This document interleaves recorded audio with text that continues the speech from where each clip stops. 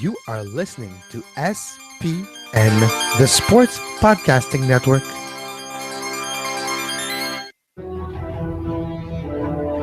من هناك لشوارزنيجر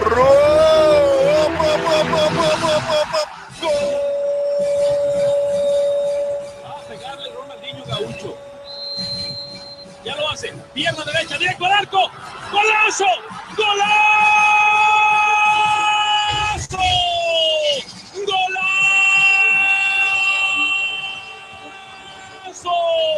¡Golazo! This is Soccer Today, live on SPN Radio, your new live show about the beautiful game in all its glory, with Duane, Rollins and Kevin Laramee. MLS, EPL, La Liga, Champions League, all is fair game. Powered by the Sports Podcasting Network. Visit us at sportspodcastingnetwork.com. And good day, good night, and welcome to Soccer Today. Kevin Laramee, joined by Duane Rollins. As always, Duane, I want to start the show today by talking about legends, a couple of legends, and there's one for my side of England, of London, Chelsea, that had a great moment yesterday at the bridge. There's one on your side of Manchester, on the blue side of Manchester, where he is a cult figure, a workhorse. How can you describe Pablo Zabaleta? Well, he's a club legend.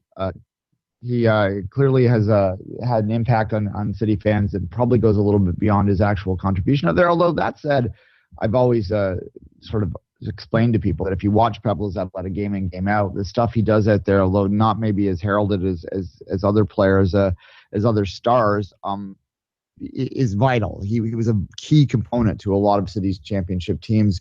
The two championship teams, the FA Cup and the two League Cups. He played a major role in all of those trophies that City won. And keep in mind that, if you're new to this game, new to following this game, you may not remember that Manchester City was not a very successful club prior to the massive investment that went in. And Pablo Zabaleta is the last standing of the players that came before it, and he will play his last game at the Etihad today, his last game in front of the City supporters. And although he won't get the same amount of press as a John Terry, he absolutely, I think, deserves every bit as a bit of a big hat tip as any other player out there. He's one of those last sort of a dying breed.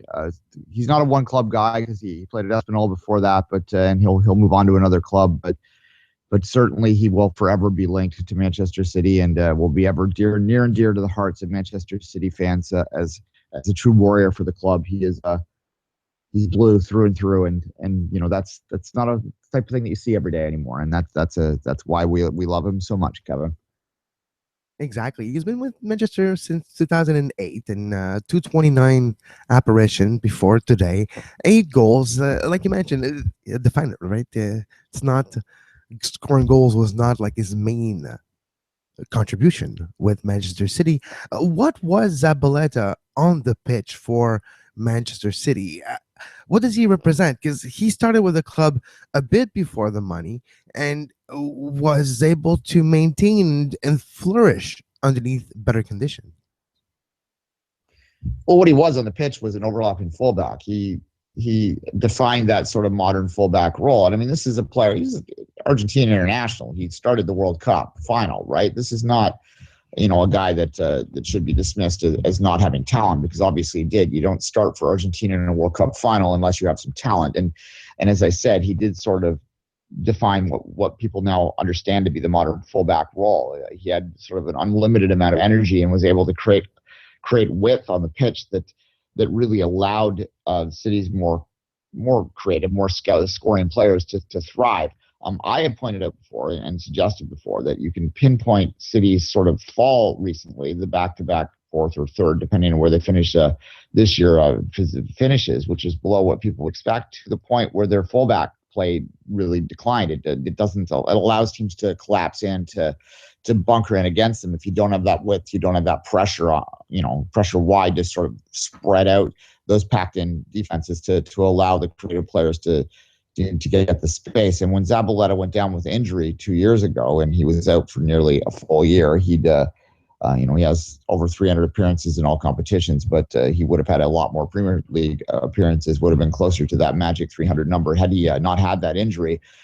You can pinpoint, to me, City's downfall to him going down. Once Zabaleta wasn't able to be doing the things that he did to stretch those defenses, to create those pressures, to get that sort of constant energy going, they struggled to break teams down. And I think you can directly pinpoint to that. I believe that, he clearly doesn't have the same legs that he did now, and that happens to everyone.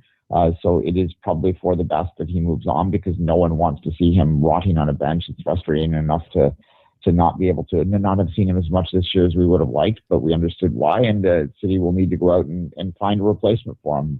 They'll find a replacement for him talent-wise. I don't know if they'll ever find a replacement for him sort of attitude-wise and leadership-wise. That's going to be a very, very difficult player to replace. And that was summarized by Vincent Kompany.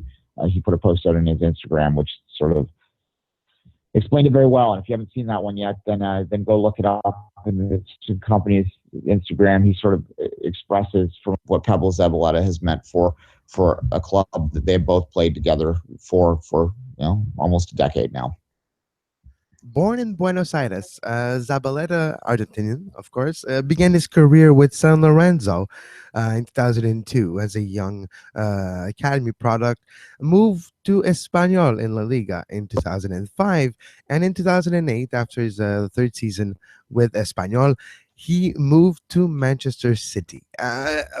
Did he ever achieve on the international level?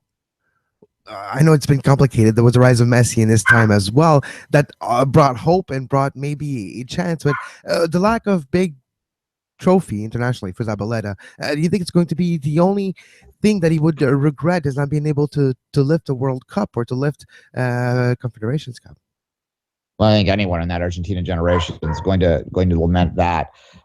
World Cup finalists, though, obviously that's a significant accomplishment. But the inability to even win the Copa America, that one really probably, that's the thorn in their claw that it's hard to understand even. I mean, we watched it firsthand just last year. It's a little baffling with such talent that they haven't been able to finish that job. And that's to take nothing against the clubs, the teams, I should say, that have won those titles. But certainly Argentina, of all of those players, all of that generation, should be asking that question. But on the club front, two league titles, one FA Cup, 2 League Cups. That's not a bad little haul for any player. And certainly, it would have been nice to have him go out with an FA Cup or something this year. Obviously, from a City perspective, I'm coming at that a little differently. But I think from his perspective, he can look back on his career for Manchester City with a lot of pride, and I'm sure that the fans will give him the send that he deserves today. Yeah, no, it's going to be it's like there's nothing really, like third place is not like assured, but it's Champions League. It's almost not a guarantee at this point, but pretty much closest thing to it. So for Manchester City today, it's not a testimonial. No, there's points on the board. It's an important game. There's only 2 left, but it's an opportunity to send off a few players, because Zabaleta might be the highest profile of players that are probably going to leave, but there will be a shift in the roster with Pep Guardiola in his second transfer window at the helm of Manchester City. Yeah, no, I think that this is probably the last 2 games for Kolarov as well. For instance, probably both of the keepers might move on, although they don't really have the same sort of affinity with the fans. Yeah. Willie will be celebrated. Keepers. Thank you, Willie, for your services. Thank you, Willie, for your years of being there when we didn't need you on the bench. Bravo will be like, good on you, boy. Have a good night. Take care. Yeah. And I will see you again. He won't necessarily have the same legendary club status, although the rumors are that Rob was going to stay another year. Anyway, we'll see. Joe Hart was what happened with Zabaleta? I think what Pep has learned learned his lesson with how he handled the Hart situation versus what he's saying was Zabaleta, because clearly he's a very cold and calculated kind of manager when it comes to moving on from players, as any top manager has to be. And when he moved on from Hart, it was so blunt, and he was a player that had a lot of fans had a lot of affinity for, and he did give him one run out in that game just before he moved on loan to Torino, but he didn't really get the same sort of treatment that Zabaleta is getting now. We're perhaps sort of making statements about how much of a legend he was and how important he was. And I'm sure that, as you said, there are points on the board today, but fourth is virtually assured at this particular point. They would have to, not get any points in their last two games and have Arsenal sweep out with Liverpool also winning their final game for them to not get into the Champions League spot at this point. So a lot of things would have to go wrong or right, depending on your perspective. It seems pretty likely even a draw today would wrap it up. So he will get a play. He will get a run out, you would hope. And the thinking is he'll probably get the armband as well, which is deserving in this particular case. And look, you've got to respect that sort of culture and history if you're a manager, I think, because it's important to establish that bond with the supporters to sort of protect you when things get rough. Because honestly, perhaps the job Pep did this year is not necessarily the best. You can criticize him for a lot of decisions he made. So if you want people on your side, it's not a big sacrifice to put a club legend out, to give him a run out in front of the home fans. And, I do hope that he wears the armband, and I do hope they sub him off in like the 90th minute so that he can get the standing ovation as he walks off the pitch. Because that's really, there's not much left in the season from a City perspective. You just kind of want to watch those moments. No, exactly. And when you have the opportunity to have a nice moment like Manchester will have today to send off a player like this, and Guardiola has been stubborn in his ways. If you go back to his history, how he likes to do certain aspect of his job and how he likes to handle, like you mentioned, it's a very cold and calculated, and he has been known to be a bit stubborn in his adaptation to certain, like, his ideas are not they're concrete in his mind and they're not wavering, but it takes him a little longer to maybe acquiesce to a different type of formation or to try to do something different in the midfield, to adjust to England. It took him a little longer and he feels stubborn a bit in the way he managed his team, his roster, and the way he handles Zabaleta maybe shows a bit of flexibility.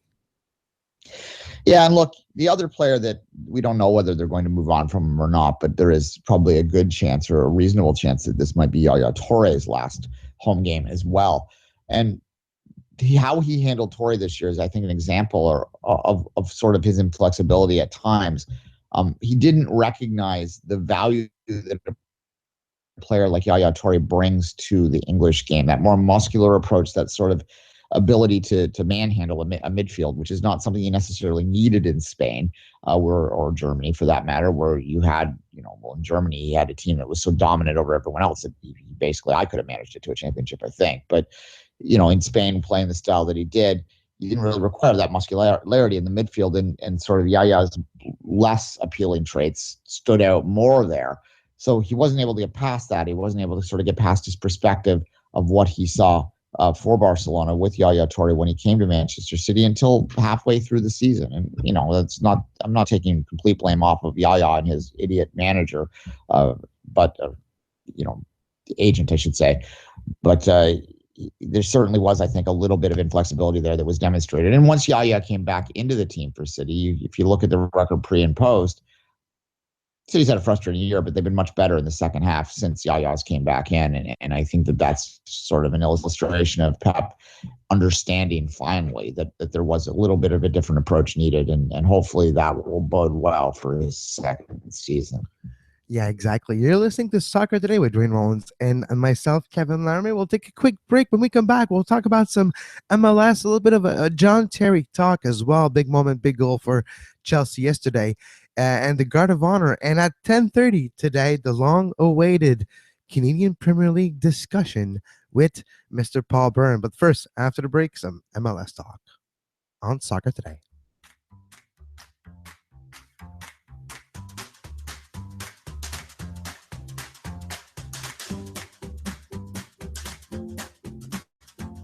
You are listening to Soccer Today, live on SPN Radio.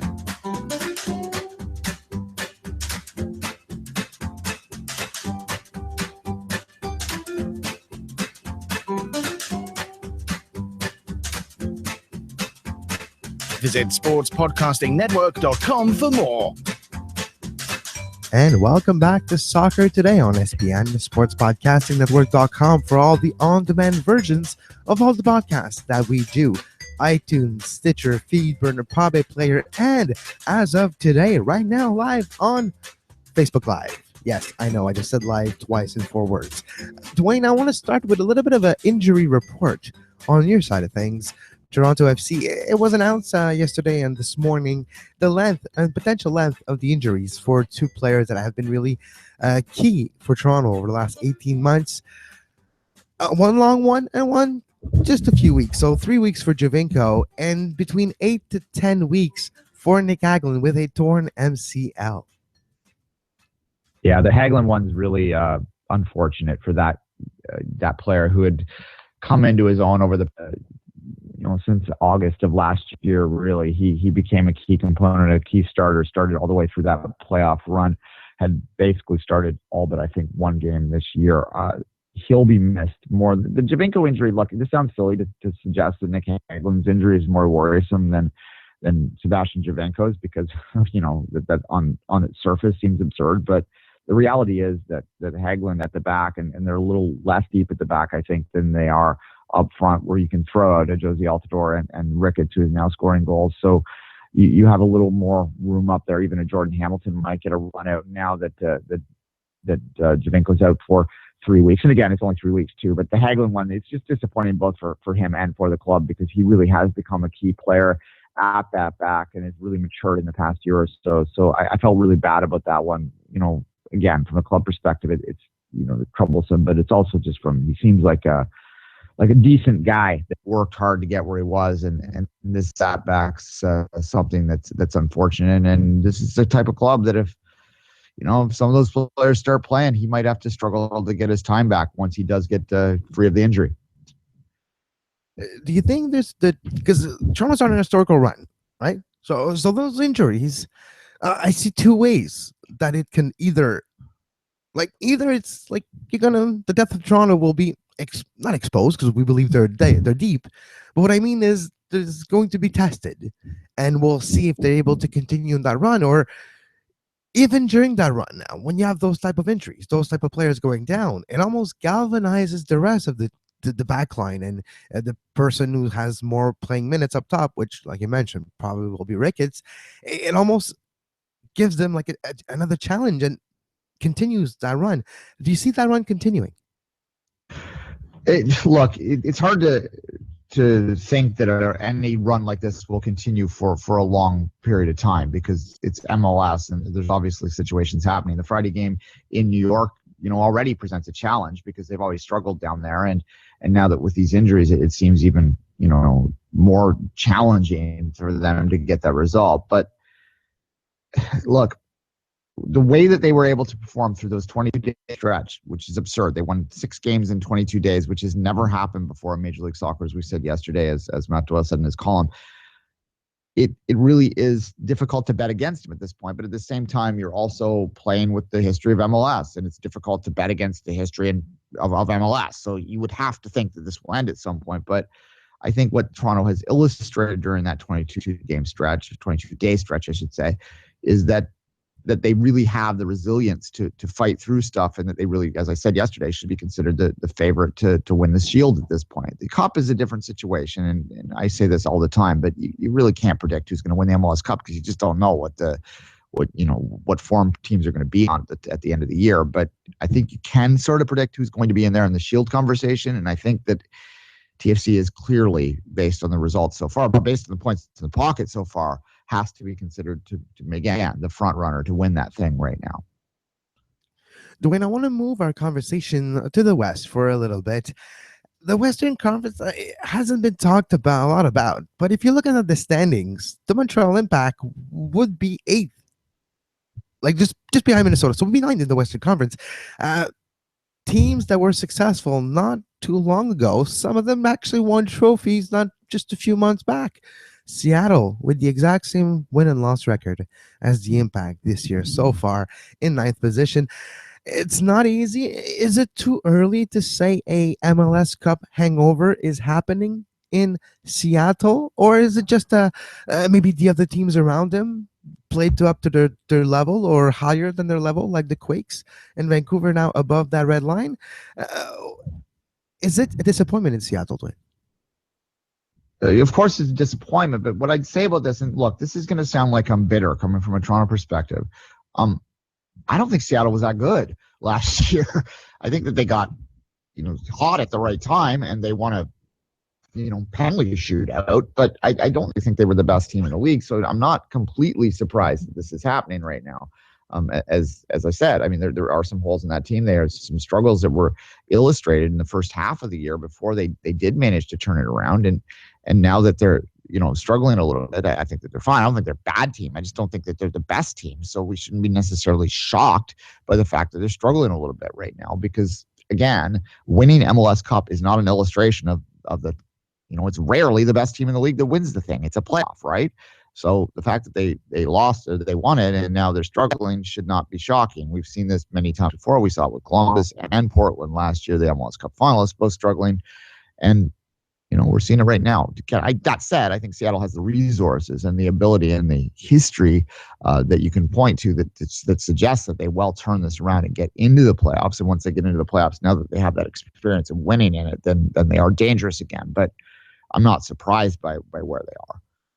I know it's early to talk about standings and disappointment or not in the season, but like some teams are 11 games in. That's like a third of the season. We're getting into meaningful territory here. We're getting close to the summer. We're close to the hot days of summer, the hot dog days of summer, late in July, August, MLS time, like we like to call it here, where that's where you rack up the results to have the points.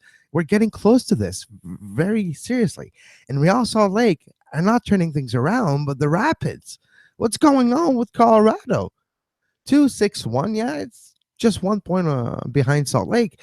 But those two teams, and maybe including Seattle there too, but Salt Lake and Colorado, really disappointing seasons so far. Like anticipated in a way, but not to that extent in the Western Conference. Like we imagined they would be where the Galaxy and Minnesota are right now, like just outside the playoff, but not in the bottom.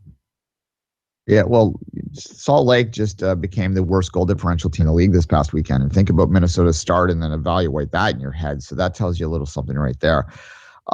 We both of us predicted Salt Lake would have a slip back this year, that this finally would be the season that they would collapse. And there's been changes in the ownership there that I think are pointing to why this is happening. And it's unfortunate for that because it was a great club for a long time. And I think you can just look at the change of the ownership and know when that change from being a marquee club in this league went away and they became sort of what they are now.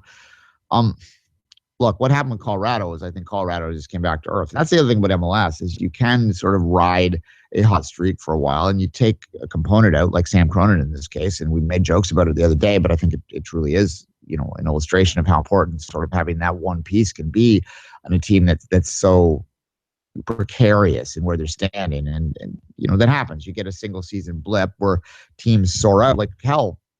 The Earthquakes won the Shield, like 5 years ago or something. And then they just collapse back to where they are again. So that's just an illustration of how MLS is a funny little league that way. Sometimes teams blow up and then they completely blow up again the other way a year later. And that's not all that rare. Yeah, no, exactly. But it's kind of shocking in a way when you've seen what the Rapids did lately. Last year, they had an amazing season, especially for Colorado standards. A lot of marketing, publicity, dollars spent on Tim Howard and on all that transfer and the more season tickets. Yeah, and it was a better response by the crowd, but the performances right now are alienating that crowd that you got back into the stadium last year. No, for sure. And look, Colorado is a difficult one in the sense that they've always struggled quite a bit to sort of attract anything down there. And they did have that great season last year where they were right in it to the end, almost made the MLS Cup final. They almost hosted the MLS Cup final, if you could imagine. Maybe Toronto fans would have preferred that. They would have been a little warmer when they were losing in a shootout. But nonetheless, I don't know. Would Denver have been warm then? I don't know. Not really. Like on December 10th, it would have been very similar, I imagine.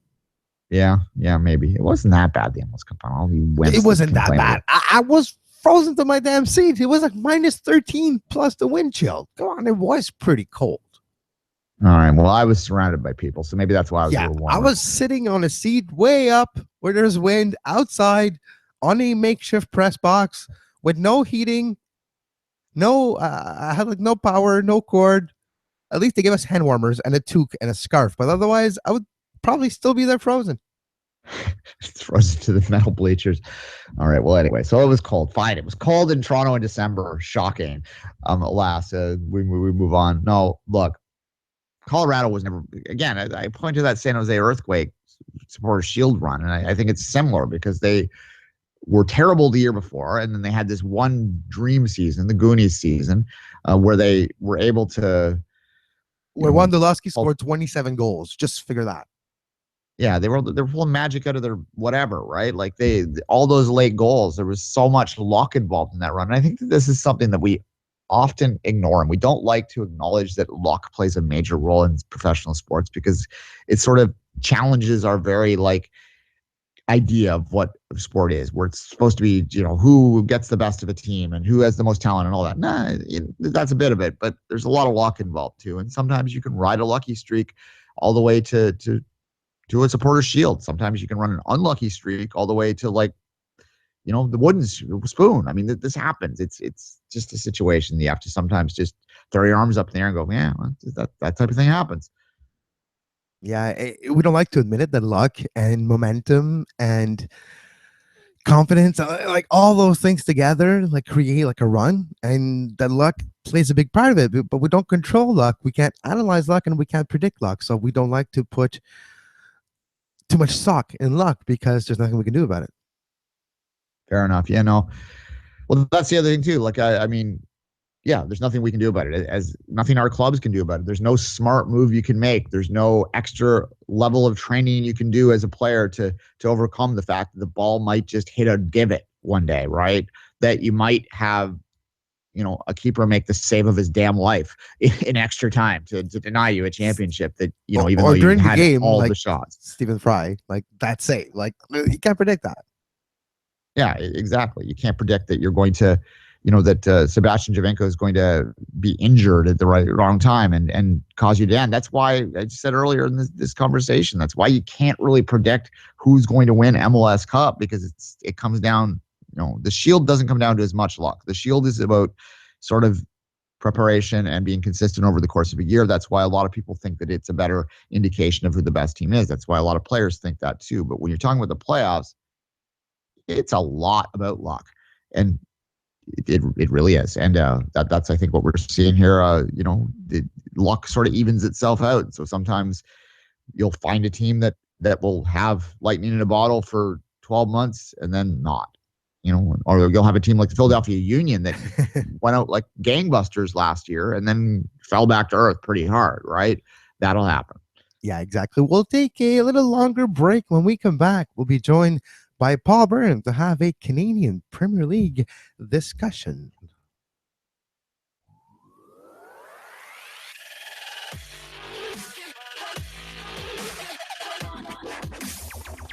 You're listening to Soccer Today on SPN Radio. You can find the on-demand version of this very show on iTunes, Stitcher, FeedBurner, Podbay Player, Podbean, anywhere you get your podcasts under the Sports Podcasting Network feed. Subscribe to our YouTube page to make sure you never miss a live show talking about soccer today, the MLS postgame show, open lines after dark, 5 rings daily during the Olympics. Make sure you subscribe and give us a follow on Twitter at SportsPodNet and like our Facebook page, facebook.com/Sports Podcasting Network. And we are back on Soccer Today. You can follow Duane at 24th Minute and myself at Kev Laramee. Joining us right now, Paul Beirne. You can follow Paul on Twitter at Paul Beirne. Paul, thank you very much for your time today. Thanks for having me on, guys. Paul, obviously, we wanted to have you on to continue to talk about Brighton. No, yeah, that's a joke. That's all anybody wants to hear about. Yes, exactly. Or maybe that other project you're involved in, the Canadian Premier League, which has finally been announced. It was something that we all knew was coming for a long time, but certainly it was very welcome to hear the news become official last weekend. Paul, let's start sort of let's go back a little bit and actually start with what it motivated you. What got you to come back from the UK to get part of this project? What was it that excited you to become part of this project?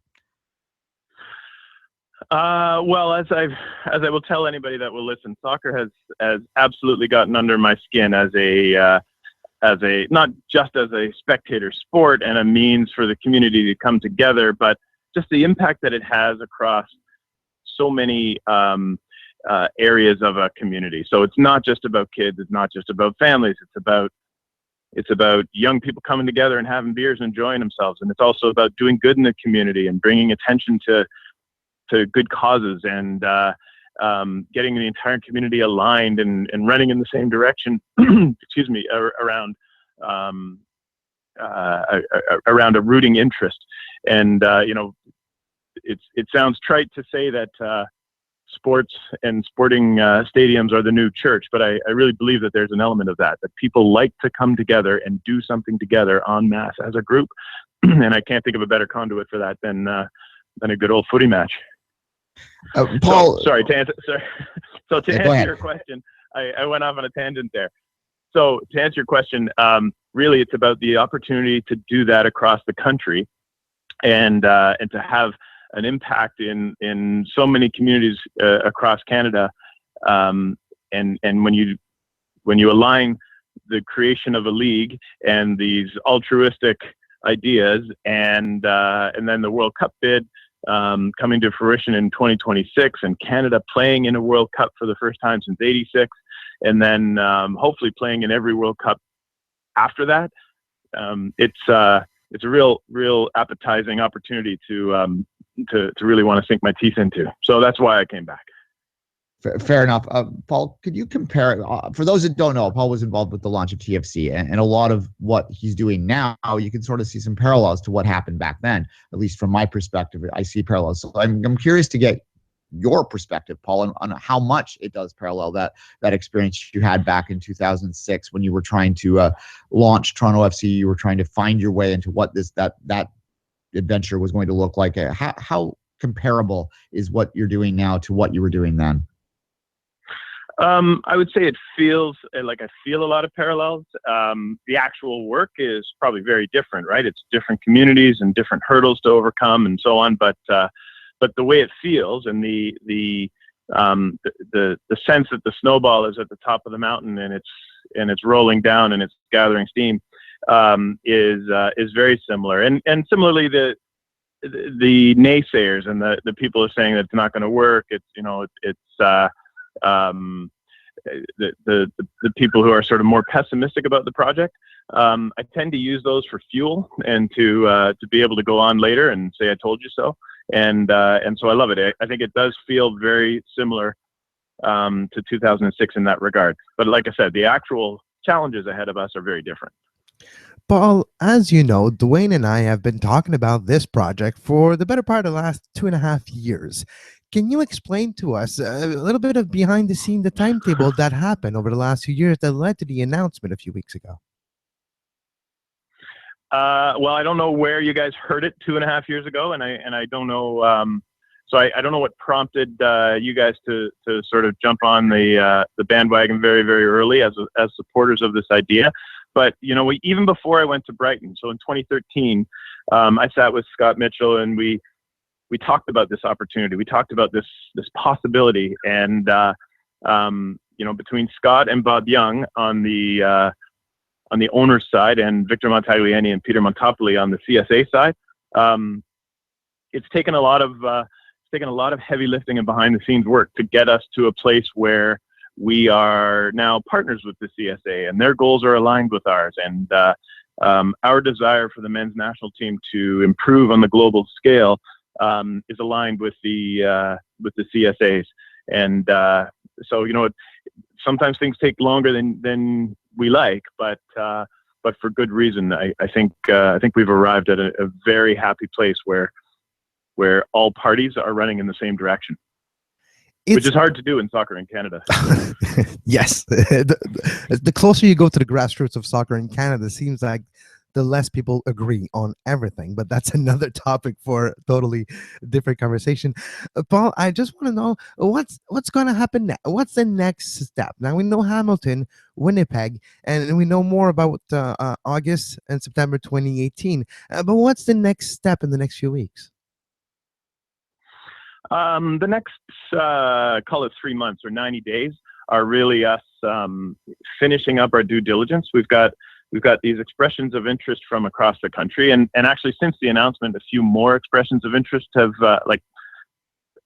not proper written expressions of interest yet, but interested parties have come out of the woodwork, and so the next steps are to nail down who's going to be there at the beginning, and what does our first season look like, and when are we kicking a ball, and also get a bit closer to understanding what phase 2 is. So, of these 10 potential locations, I would say they all look good for the future, but they all won't start at the same time.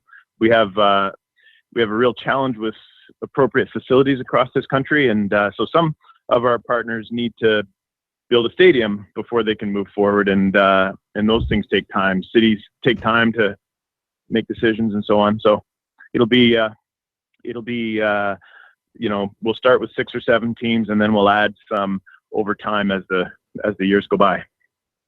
One of the things, Paul, that I think it's frustrating some observers for this, and I kind of understand why it's been slow for the information to come out, but it does frustrate people, is the lack of sort of information in terms of stuff like what the salary cap may be and what the structures will be and things like that.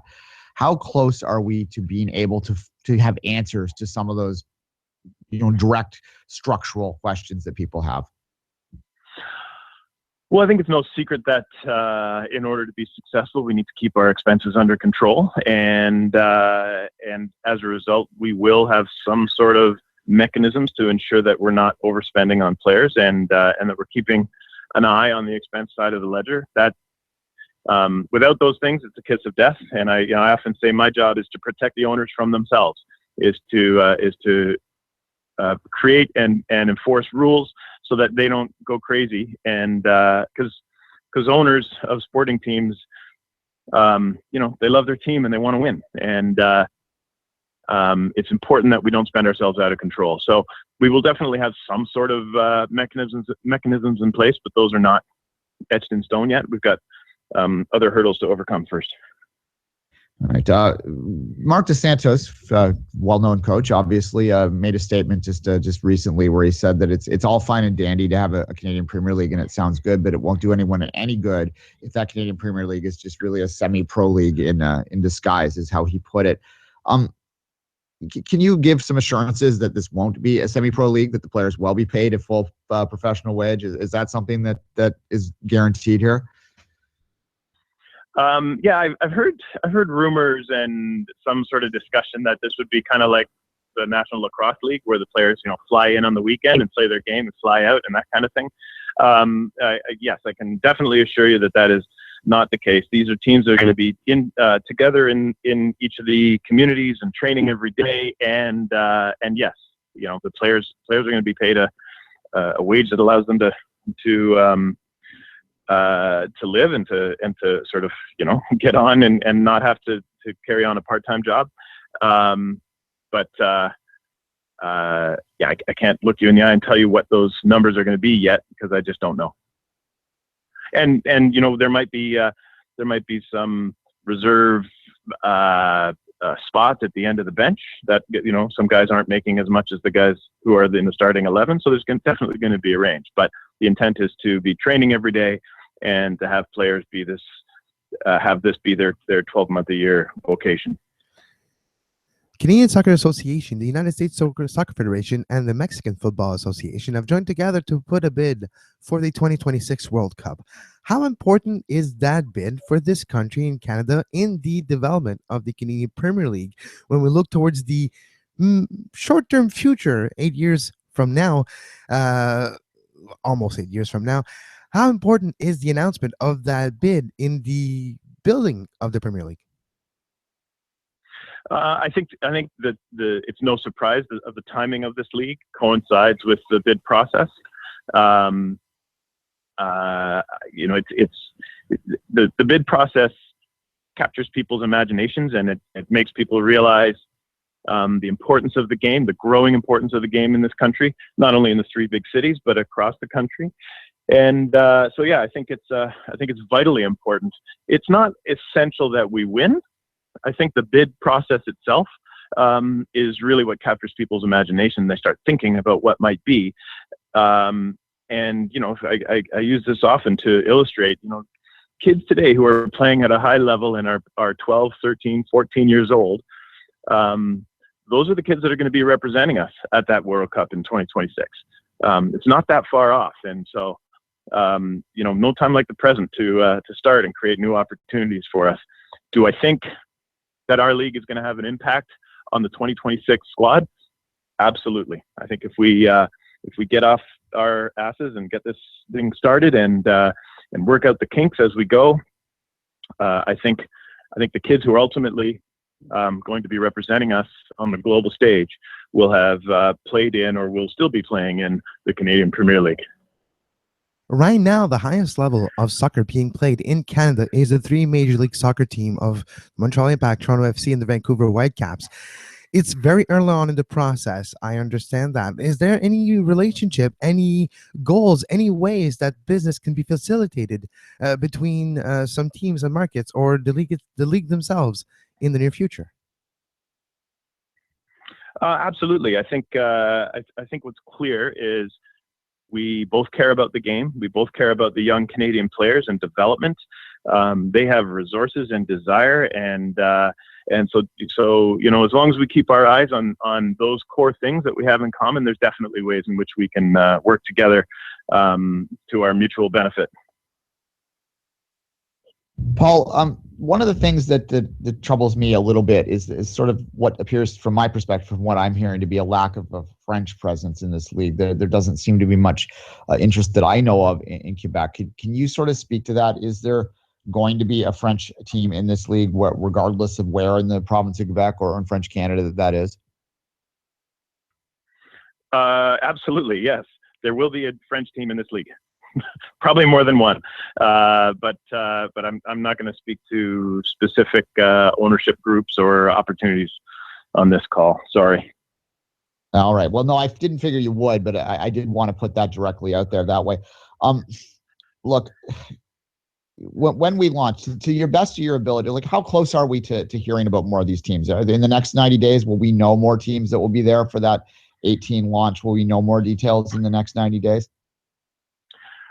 Yeah, we haven't set a launch date yet. A lot of people are prognosticating an August of 18, which is a possibility. But more important to us is to get things right and to, you only get one chance at a first impression. So we want to make sure that we're putting our best foot forward and our best opportunity for early success. And so as a result, yeah, I can't tell you when we're going to start because it's just not etched in stone yet. And in terms of when we will be making announcements, yeah, I would say in the next 90 days is a good rough timeline. Yes. Paul, where can the listeners? And, sorry, go ahead, Duane. No, you go ahead, Kevin. Oh, I was going to wrap it up, so I'll let you sneak one in. And we're live, everybody. Exactly. Yeah, live radio, the glory of it here, Paul. Let's just end it with this one, Paul. You mentioned off the top that there are challenges here.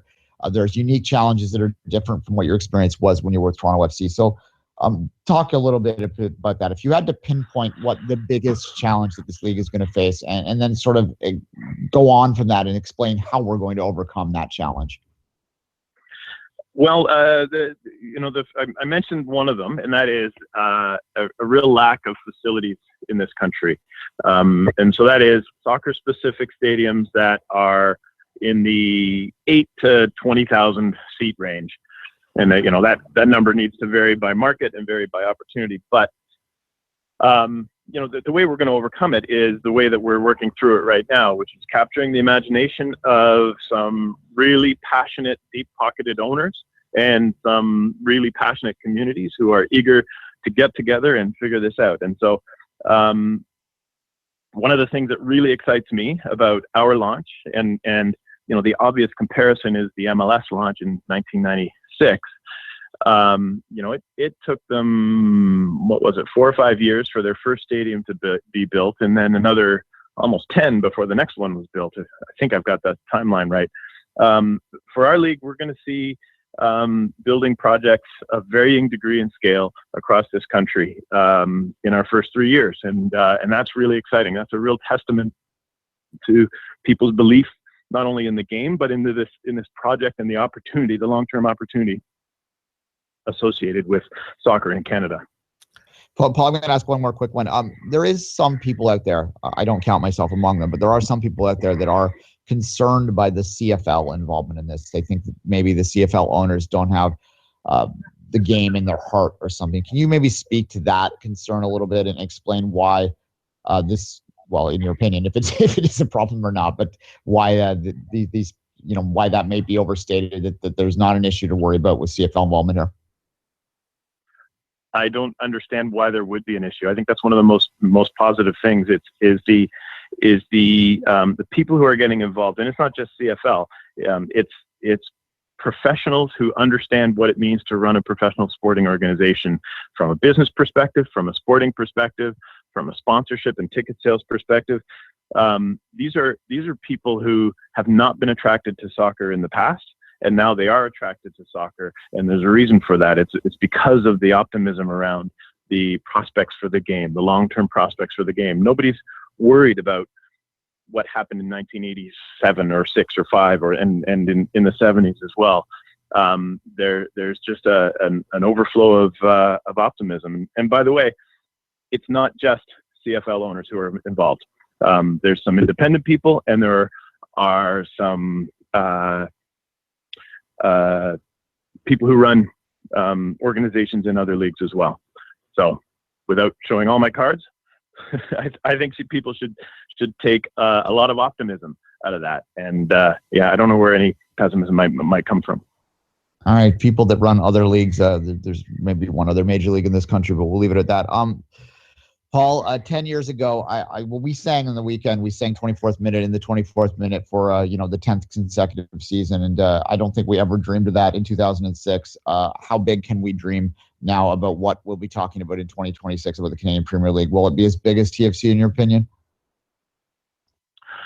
Well, I like to tell people that we are engineering this not for a good launch and not for a 5-year program and not for 2026.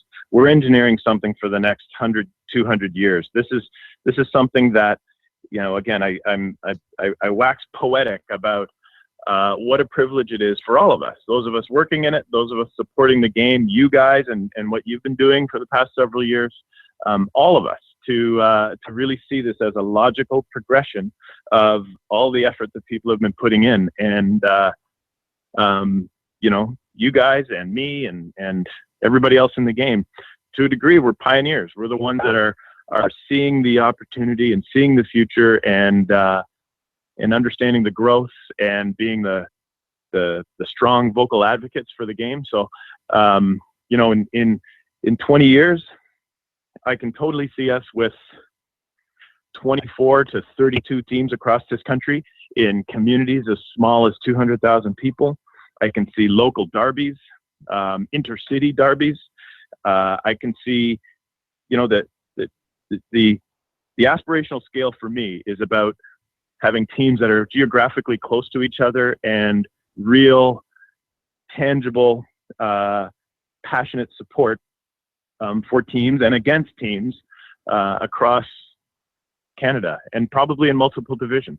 Those divisions could be geographical, but they could also be, like first and second division, with some sort of interaction in between. There's no reason why we can't attain all of those things if we play our cards right, and if we're smart and we're methodical, and we unleash the fans and let them do what they do best.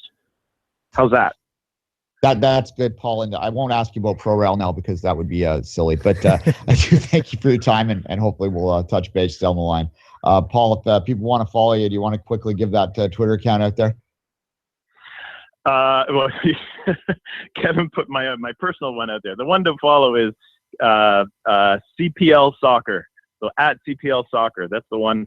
And then also go to the Canadian Premier League website and sign up. We want to start to have a relationship with every single supporter of the game across the country. So by signing up, we'll know who you are, and I promise we won't spam the hell out of you. We'll just treat you with respect.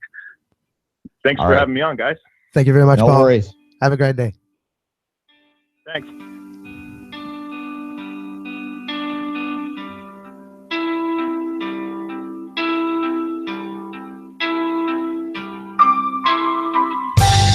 You are listening to SPN Radio, powered by the Sports Podcasting Network. Visit sportspodcastingnetwork.com for more. Duane, I think we pretty much had answers to every question we asked ourselves over the last few years about the Canadian Premier League.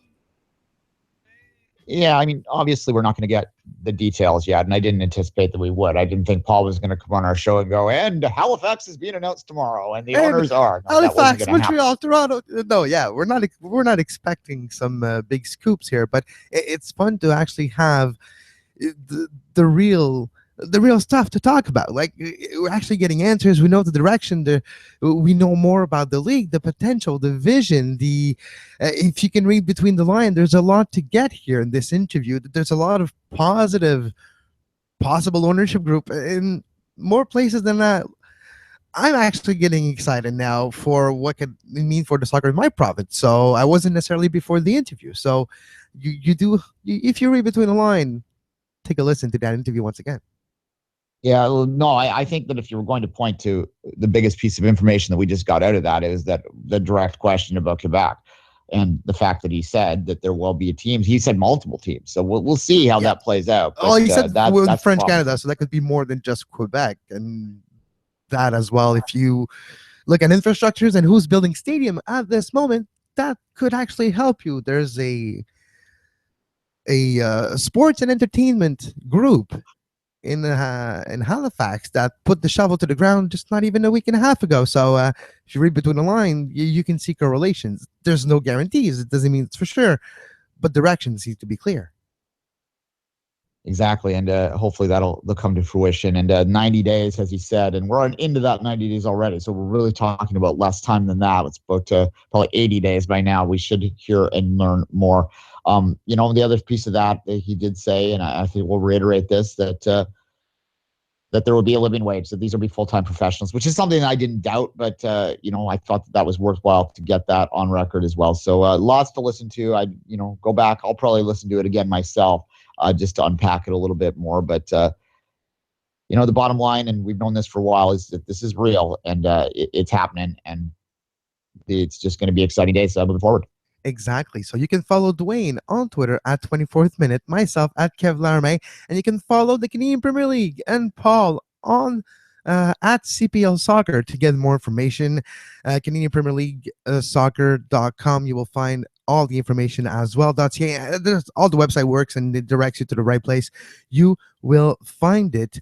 Thanks for listening to Soccer Today, live on YouTube and on Facebook Live. For the first time. Hope it all went well on your side of things, and we will see each other once again tomorrow at 10 a.m. Games today: Manchester City, last game Zabaleta at the Etihad. Have a listen. We all know Duane well, and as always, until tomorrow, I'm Kevin Laramee, and have a great soccer. You were listening to SPN, the Sports Podcasting Network. Visit us, sportspodcastingnetwork.com.